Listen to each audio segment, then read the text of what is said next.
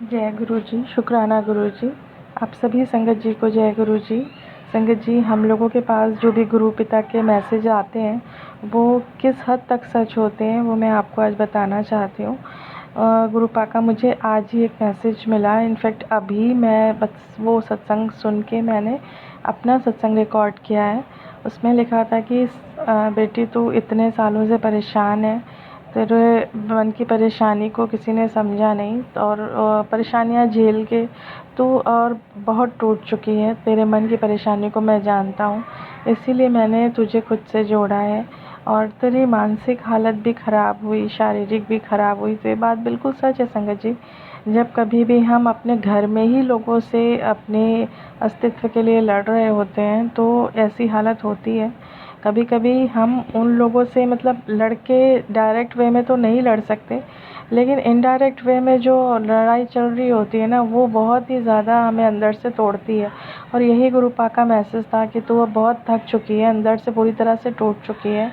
और जिन्होंने जिन्होंने तेरा उत्तरदायित्व लिया था, जिनको तेरा साथ देना था, उन्होंने तुझे बेसहारा किया। तेरे हिस्से की खुशियाँ दूसरों को दी गई। और ये बात बिल्कुल सच है संगत जी कि जिस वक्त मैं जिस आदमी के साथ मैंने इतने साल बिताए, उसके साथ मैंने हर तरह से उसका शारीरिक रूप से, मानसिक रूप से, तन से, मन से, धन से, हर तरह से उसका साथ दिया, उस आदमी ने मेरे साथ की परवाह ना करके, मेरी इज़्ज़त की परवाह ना करके, मेरी खुशियों की परवाह ना करके दूसरों का साथ दिया, दूसरों की परवाह करी, उनकी खुशियों का ध्यान रखा, उनके साथ खड़े रहे उनकी परेशानी में, लेकिन मेरे साथ नहीं। तो संगत जी, अंदर से इंसान मतलब एक टाइम पर फ़ील करने ही लगता है। हालांकि अब हम लोग स्पिरिचुअल हो गए तो इस टाइप की फीलिंग्स अब बहुत कम आती हैं कि उस व्यक्ति ने हमें परेशान किया, उस रिश्ते ने परेशान किया। अब तो ये लगता है कि अब हमारे कोई कर्म ही रहे होंगे जिसके कारण कि हमको इस तरह की परेशानी को फेस करना पड़ा। और ज़रूर कुछ ना कुछ ऐसा हुआ होगा या किसी का ऐसा मन दुखा होगा कभी जिसकी ये परेशानी हम लोगों को फेस करनी पड़ी है। तो गुरु पा आपसे क्षमा चाहते हैं कि अगर कभी हमने किसी का मन दुखाया था, कर्म से, मन से, वचन से किसी को कभी भी इस जन्म में या पिछले किसी जन्म में कोई परेशानी दी थी, तो उसके लिए क्षमा दान दें गुरु पिता। और जो भी हमारे उनके साथ कर्मा है, उन कर्मास को ख़त्म करें, हमारे रिश्ते बेहतरीन करें, अच्छे करें रिश्ते।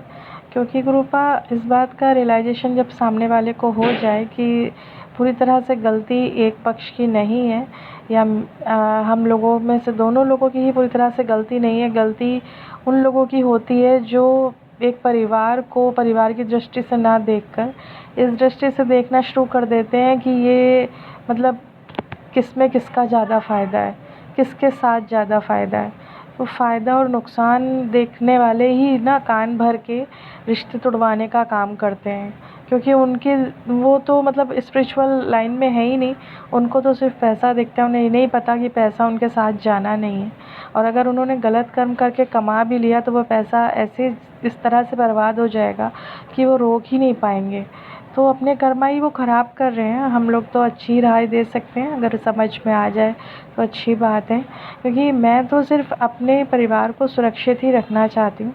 गुरुपा यही आप भी चाहते हैं कि आपका संगत परिवार पूरी तरह सुरक्षित रहे, और उसके लिए ही आप ये सत्संग करवाते हैं कि लोगों को सच्ची और अच्छी राह मिले।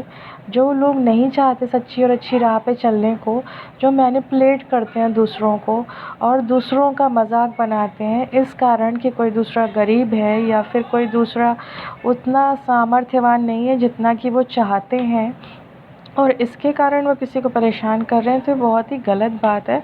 और गुरुपा इसका ज़रूर दंड देंगे, इस बात की ध्यान वो लोग बहुत अच्छे से रख लें, चाहे उनको दें या फिर उनके आने वाले समय में उनके किसी रिश्तेदार को मिले। इस बात का उन्हें बिल्कुल अंदेशा होना चाहिए और डर भी होना चाहिए संगत जी। क्योंकि अगर लोग इसी तरह से गलतियां करते रहे और उन्हें परेशानी ना सामने आई तो फिर उनकी हिम्मत और खुल जाएगी। तो मैं चाहती हूँ कि कोई भी परिवारीजन है, अगर किसी का भी है, तो वो इस बात का ध्यान रखे कि ईश्वर देख रहा है ऊपर से। अगर आप किसी की आत्मा को भी तंग करेंगे तो एक ना एक दिन आपको भी उसका हिसाब चुकता करना पड़ेगा। ऐसा नहीं है कि अगर आप यहाँ से आज बच जा रहे हैं या आज आपकी ज़िंदगी में खुशियाँ हैं तो आपको उन बुरे कर्मों का फल कभी नहीं भुगतना होगा। भुगतना होगा एक एक कण का, एक एक पल का हिसाब लेंगे भगवान, मेरे गुरु पिता ज़रूर लेंगे। और मैं किसी को ये बददुआ नहीं दे रही हूँ, मैं चाहती हूँ, दिल से चाहती हूँ कि जो लोग गलतियाँ कर रहे हैं वो अपनी गलती सुधार लें और सही समय पर अपने परिवार के साथ जुड़ जाएं। क्योंकि जो आज दूसरों को देखकर, अपने दूसरे रिश्तेदारों के कहने से अपने परिवार में अपनी पत्नी, अपने बच्चे को तंग कर रहे हैं, उनको कष्ट दे रहे हैं, तो वो उनके लिए फ़ायदेमंद नहीं है, क्योंकि उनको रहना अपनी पत्नी और बच्चे के साथ ही है। बाकी जो भी रिश्ते होते हैं वो अपने परिवार के साथ खुश हैं, तो उन्हें खुश रहने दें। और जिनकी बात जहाँ तक माननी है उतना उचित रूप से मानें, क्योंकि माता पिता की राय भी एक समय तक ही इंसान अपने जीवन में फॉलो कर सकता है। क्योंकि पत्नी और बच्चों के आने के बाद एक पति को अपने बच्चों की और अपने पति पत्नी की भी राय लेनी होती है। तो ज़रूरत से ज़्यादा कोई भी परिवार किसी भी पति पत्नी के रिश्ते में दखलंदाजी ना करे, मैं बस इतना ही चाहती हूँ। गुरु पिता, बाकी आप सब जानते हैं क्या सही है क्या गलत है, और जो कुछ आप कर रहे हैं हमें पूरा विश्वास है कि आप बहुत अच्छा करेंगे। और हमारे परिवार को तोड़ने की हिम्मत किसी में भी नहीं है, ना ही कोई तोड़ पाएगा।